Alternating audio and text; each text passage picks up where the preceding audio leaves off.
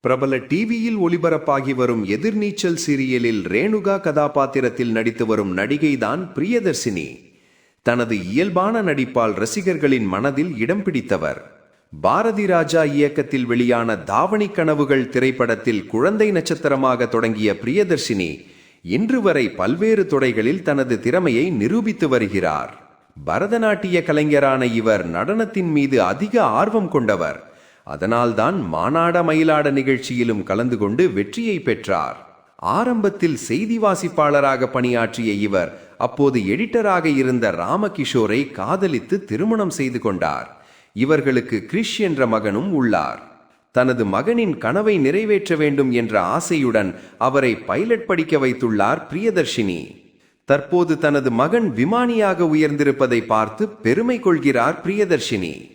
சமூக வலைதளங்களில் ஆக்டிவாக இருக்கும் இவர் சமீபத்தில் தனது மகன் கிரிஷ் மற்றும் கணவருடன் தனி ஹெலிகாப்டரில் பயணித்த வீடியோவை பகிர்ந்துள்ளார். அந்த பதிவில், "உன்னை நினைத்து பெருமைப்படுகிறேன் மகனே. உன்னுடன் பறக்கும் இந்த தருணத்தை நான் எப்போதும் மறக்க மாட்டேன்" என்று உருக்கமாக குறிப்பிட்டுள்ளார். தனது கனவை